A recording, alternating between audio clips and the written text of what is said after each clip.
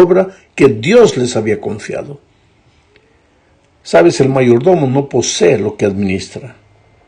Por lo menos en el concepto bíblico, no. El mayordomo es apenas un siervo al servicio del verdadero dueño. En el estudio de esta semana veremos cómo muchos personajes, tanto en el Nuevo como en el Antiguo Testamento, entendieron de manera correcta el concepto de lo que significa ser un mayordomo. Empezaremos diciendo que la palabra mayordomo se encuentra pocas veces en el Antiguo Testamento, en el sentido en que la usaremos durante este trimestre. El Antiguo Testamento se enfoca más en presentar el dominio de Dios sobre todas las cosas creadas. Eso es lo que enfoca más, no tanto en definir al ser humano como su mayordomo, sino en mostrar a Dios como el dueño de todo. Es como si quisiera dejar bien claro que nada de lo que existe en este mundo le pertenece al ser humano. La palabra mayordomo en el Antiguo Testamento casi siempre se refiere a la persona que administra una casa, como por ejemplo en el caso de José, que era el mayordomo de la casa de Potifar, el que cuida, el que administra la casa. El mayordomo tenía la responsabilidad de administrar los asuntos domésticos y las posesiones de sus amos. El mayordomo era una persona de absoluta confianza. El Antiguo Testamento presenta algunas características de los mayordomos. En primer lugar, el mayordomo era un hombre de mucha responsabilidad. Los mayordomos eran elegidos no solo por sus habilidades para administrar, sino principalmente por su fidelidad. De nada valdrían sus capacidades si él no fuera fiel. Por tanto, los mayordomos tenían todo el respeto y la confianza de sus amos. En el caso de José, esa confianza es lo que lo motivó para rechazar las propuestas de la esposa de Potifar. En segundo lugar, el mayordomo sabía que lo que se les había confiado pertenecía a su amo. Él era consciente de que él apenas era un administrador y pues debería administrar los bienes de su señor como su señor administraría y no como él deseaba hacerlo. Esto es clave. Los mayordomos saben cuál es su lugar. Ellos no son dueños, son apenas administradores. En tercer lugar, cuando los mayordomos tomaban para uso propio lo que se les había confiado, o sea, cuando eran pésimos administradores, cuando frustraban la confianza del dueño, la relación de confianza con el amo se malograba y eran despedidos del trabajo. Ese es el caso, por ejemplo, que encontramos registrado en Isaías 22. Sebna era mayordomo en la casa del rey Ezequías. Por tanto, gozaba de una posición influyente, inferior tan solo a la del rey, y pues se esperaba que fuese fiel en el cumplimiento de su deber.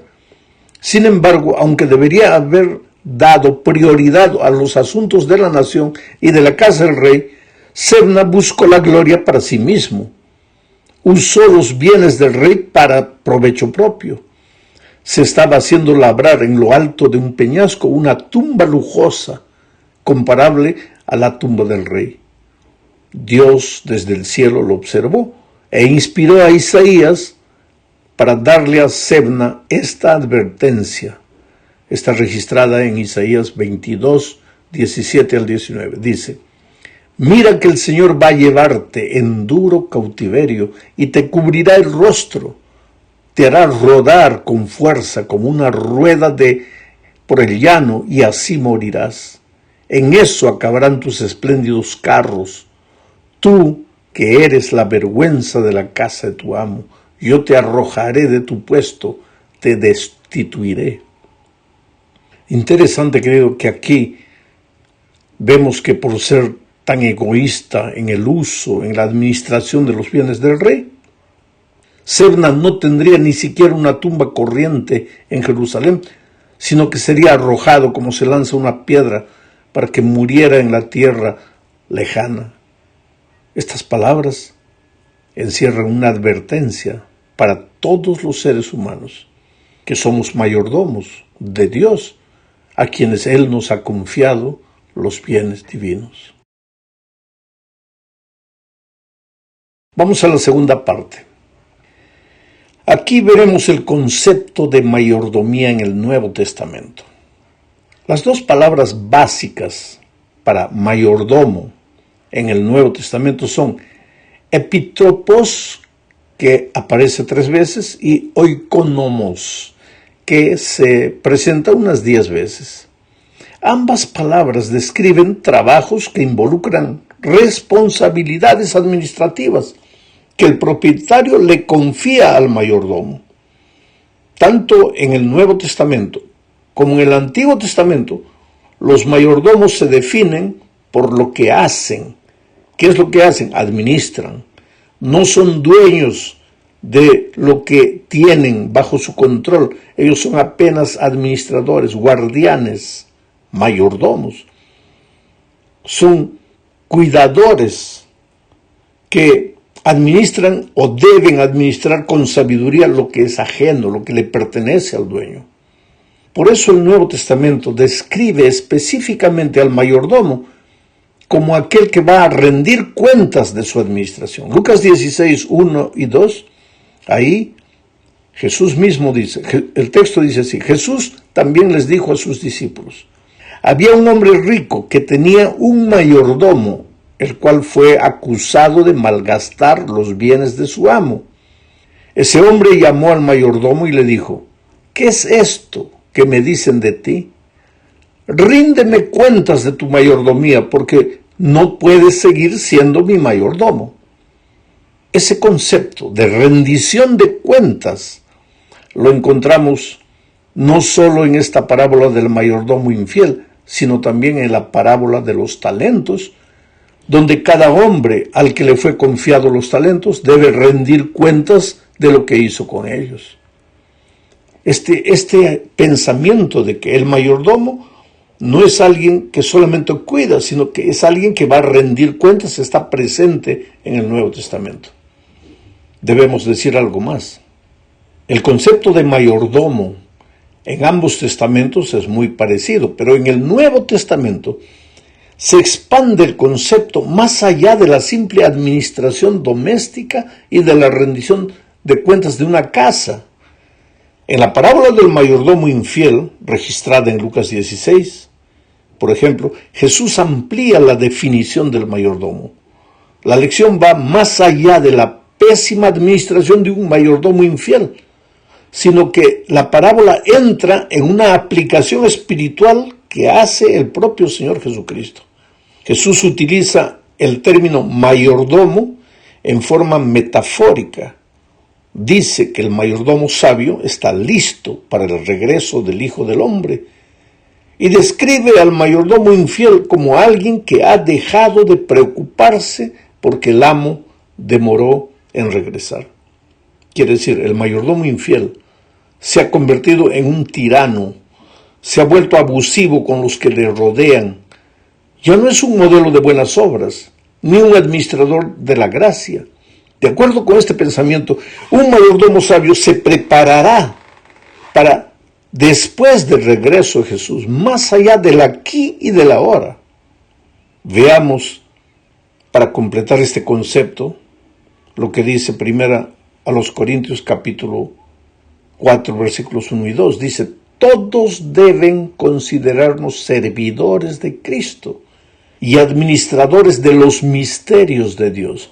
Ahora bien, de los administradores se espera que demuestren ser dignos de confianza. Y esto no tiene que ver solamente con las cosas, con el dinero, con las propiedades. Tiene que ver con los misterios de Dios.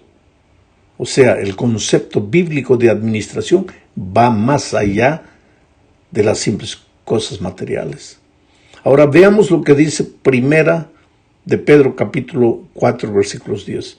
Ponga cada uno al servicio de los demás el don que haya recibido y sea un buen administrador de la gracia de Dios en sus diferentes manifestaciones. Quiere decir, Dios nos ha dado a cada uno diferentes talentos, diferentes dones, diferentes cosas. En el aspecto de dinero, a unos les ha dado más, a otros menos. En el aspecto de los dones espirituales, a unos les ha dado más, a otros menos. Eso está claro en la parábola de los talentos, donde uno recibe 5, el otro recibe 3, el otro recibe 1, pero no hay nadie que no haya recibido por lo menos un talento. Así son las cosas con Dios. Pero tanto el de 5 como el de 1 van a tener que rendir cuentas. No es porque uno recibió menos que el otro que puede dormir y puede administrar mal lo que recibió. Vamos a la tercera parte. Aquí veremos que Dios nos ha hecho también mayordomos de sus misterios, no solo de las cosas materiales. Leamos lo que dice Colosenses capítulo 2, versículos 2 y 3. Aquí Pablo registra una razón por la cual oraba en favor de los creyentes. ¿Y por qué oraba? Dice, para que su corazón, el corazón de los creyentes, se anime y para que permanezcan unidos en amor, hasta que alcancen todas las riquezas que provienen de la convicción y del entendimiento, para que conozcan el misterio de Dios el Padre y de Cristo, en quien se hallan escondidos todos los tesoros de la sabiduría y del conocimiento. ¿A qué misterio se refiere Pablo aquí? Básicamente al misterio de la salvación. Sí, porque la salvación, mi querido, es un misterio. Jamás la mente humana podrá entenderla por completo. En la eternidad seguiremos estudiando el misterio del amor divino y nunca lo entenderemos por completo. ¿Cómo un Dios de amor? ¿Qué necesidad tenía un Dios de amor? Un Dios eterno, de enviar a su Hijo a este mundo para morir, para rescatar una raza rebelde. El ser humano no puede entender eso. Ese es un misterio. Como un Dios eterno se hizo carne en la persona de Cristo. Un misterio. A veces nosotros queremos entender todo, explicar todo en el mínimo detalle. No podemos. Ahora, el hecho de que no podemos entender no quiere decir que no debemos estudiarlo. Pero debemos entender que el misterio divino es un misterio y se nos ha confiado ese misterio de la salvación. Así como el misterio de la salvación, hay muchos otros misterios en esta vida. Preguntas que nos hacemos y que aparentemente no tienen respuestas. ¿Por qué un niño nace deficiente? ¿Qué culpa tiene? ¿Por qué un niño de 3 años muere en un accidente terrible? ¿Dónde está el Dios de amor? Misterios que no entendemos. ¿Por qué los ricos vencen y los fieles a Dios muchas veces sufren derrotas? Son misterios que no podemos entender. Y Dios nos colocó como administradores de esos misterios. ¿Qué significa? Que nosotros, con nuestra actitud, con nuestra manera de vivir, debemos mostrar al ser humano que para creer en las cosas divinas no es necesario entender todo. Hay que creer. Y creer significa confiar. Y confiar no se confía en alguien que no se conoce. Para confiar hay que conocer. ¿Cómo puedes confiar en Dios si no lo conoces? ¿Y cómo puedes conocerlo si no convives con Él? Por lo tanto, estudiar la palabra de Dios, orar todos los días, compartir el Evangelio con otros, esas son las maneras de convivir con Dios. Y cuanto más convives con Dios, más confías en Él. Y entonces los misterios no te incomodan, porque aunque tú no entiendes las cosas, tú crees. ¿Te acuerdas del paralítico que estaba en el estanque de Betesda? Jesucristo se aproximó de él y le dijo: levántate, toma tu lecho y anda. Si el paralítico hubiera dicho: pero Señor, ¿cómo me voy a levantar si estoy paralítico? No me siento sano. Pues se hubiera quedado paralítico el resto de la vida. pero aunque no sentía nada, aunque no entendía nada, creyó en la palabra redentora, se levantó y anduvo. Muchos de nosotros estamos paralíticos en la vida espiritual, arrastrando nuestros sueños en esta vida. No tenemos el valor de levantarnos, de creer en la palabra redentora y salir adelante. Pues nuestra vida como creyentes debe ser un ejemplo para las personas que no conocen a Jesucristo. Por en ese sentido somos administradores de los misterios divinos. En la cuarta parte veremos que también somos administradores de la verdad espiritual. Aquí encontramos otro pensamiento que va más allá de las cosas materiales. Dios nos confió también su verdad, la palabra de su verdad, la verdad de su palabra. Somos mayordomos de la palabra. ¿Cómo deberíamos cumplir nuestra misión con relación a su palabra? Por lo menos de 3 maneras. Primero, estudiándola. El cristiano tiene que estudiar la palabra de Dios. Estudiar la palabra de Dios no es leer y salir corriendo. Estudiar la palabra de Dios es sentarse, meditar, analizar, masticar espiritualmente cada versículo. Sentarse, leer un versículo y levantar los ojos al cielo y decir, Dios mío, ¿qué me quieres decir a través de este estudio, a través de este texto? Entonces estás estudiando realmente la palabra de Dios. Pero eso es tu primera responsabilidad con la palabra. La segunda, vivirla. Porque de nada te vale estudiar la palabra de Dios si no la vives. El otro día alguien me dice, pastor, mira, yo estudio la palabra de Dios, pero no funciona. ¿Cómo no funciona? Si nunca la has practicado, ¿cómo no funciona? Si tú me das una receta para preparar un plato delicioso y yo no la sigo, pues nunca me va a salir el plato. Tengo que seguir la receta. Pues en su palabra Dios te muestra cómo vivir, cómo ser feliz, cómo crecer en esta vida. Pero tienes que seguirla. Si no la sigues, ¿cómo te va a funcionar la receta? Entonces, nuestra responsabilidad con la palabra, primero, hay que estudiarla. Segundo, hay que vivirla. Y tercero, hay que compartirla. Porque de nada te sirve la palabra solo si la estudias y la vives, pero no la compartes. Hay que salir, hay que contar lo que has estudiado, lo que ha traído paz a tu corazón. Hay que compartir la palabra con otras personas. Llegamos finalmente al término de este estudio hablando de nuestra responsabilidad como mayordomos.